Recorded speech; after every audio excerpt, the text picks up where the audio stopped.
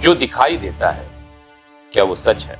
जो सच है क्या वो दिखाई देता है? इसलिए हम आपके लिए लेकर आए हैं मिश्रा जी का फैसला, क्योंकि जो सच है वो दिखना चाहिए। ये है मिश्रा जी का फैसला। नमस्कार, मिश्रा जी का फैसला कार्यक्रम में आप सभी का स्वागत है। इन दिनों एक न्यूज बहुत चर्चे में है, जब भारत के प्रधानमंत्री श्री नरेंद्र मोदी ने कहा नो हिंदू नो मुसलमान। उन्होंने ये कहा कि अगर हम हिंदू और मुसलमान करते हैं तो हमें सार्वजनिक जीवन में रहने का कोई अधिकार नहीं है। प्रधानमंत्री के मुख से ये बात सुनकर सबों का हृदय आनंदित हुआ होगा, और एक प्रधानमंत्री अगर ऐसा सोचता है तो सोचना ऐसा ही चाहिए। सच्चाई तो ये है कि मोदी जी के कार्यकाल में अगर मुसलमानों की स्थिति पर नजर डाली जाए तो वो सुधरी है हर फील्ड में। आमतौर पर जिन इश्यूज को हम लोग कॉमनल करने की कोशिश करते हैं वो वास्तव में कितने कॉमनल हैं वो जानने और समझने की जरूरत है। 3 तलाक का मुद्दा हो या फिर कोई ऐसा मुद्दा जो वास्तव में महिलाओं से जुड़ा हो और महिलाओं के अधिकारों का उसमें शोषण हो रहा हो, और कोई सरकार अगर महिलाओं को शोषण से बचाती है तो वो हिंदू मुसलमान नहीं हो सकता। और उससे भी बड़ी बात तो ये है, व्यक्तिगत तौर पर मेरा मानना है कि कोई भी सरकार हिंदू मुसलमान सिख ईसाई बैकवर्ड फॉरवर्ड ये कर ही नहीं सकती। अगर वो ऐसा करती है तो इसका मतलब ये नहीं होता कि वो वास्तव में उस कास्ट के प्रति कॉन्शियस है। सच्चाई ये है कि ये वोट की राजनीति है।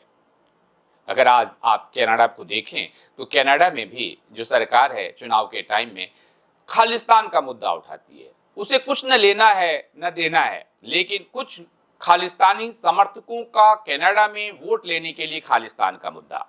जब वीपी सिंह भारत के प्रधानमंत्री थे तो मंडल कमीशन लेकर आए। उद्देश्य क्या था?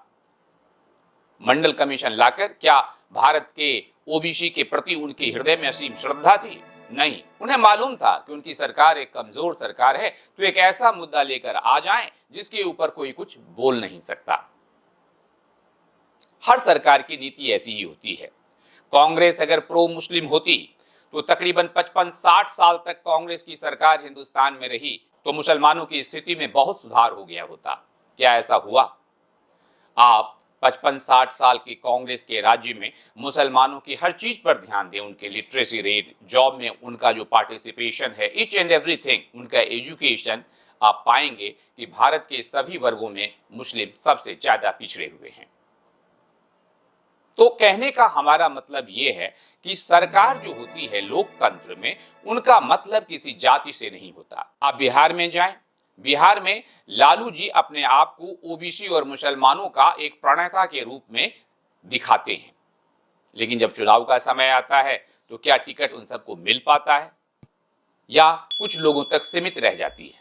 अगर आप नीतीश कुमार को देखें तो उन्हें ऐसा महसूस हुआ कि ओबीसी पर तो लालू जी का कब्जा है, तो कुछ ऐसा किया जाए कि ओबीसी के गुटों को 2 तरीके से बांट दिया जाए, और उन्होंने एक नया वर्ग क्रिएट किया, महादलित।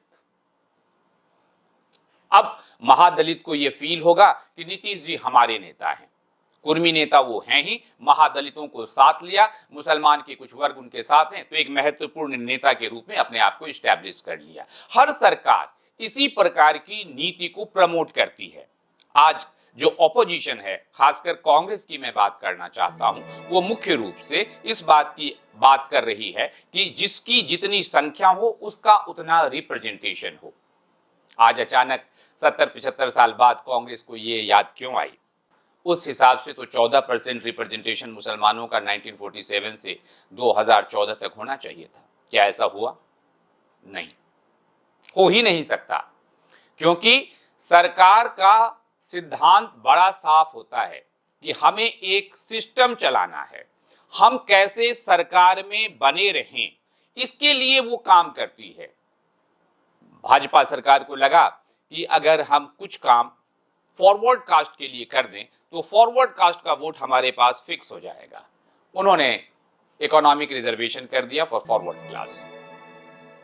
ये तमाम जो कहानी है रिजर्वेशन का या अलग अलग तरह के अपीजमेंट का, और गौर से अगर आप देखें तो सरकारी नौकरी दिन प्रतिदिन घटती जा रही है। तो रिजर्वेशन आप दे किसको रहे हैं? कौन उस रिजर्वेशन का फायदा उठा रहा है? तो मुझे राहत भाई की एक बड़ी अच्छी बात याद आती है, अब नहीं रहे हमारे बीच, कि आज हम दोनों को फुर्सत है, चलो इश्क करें।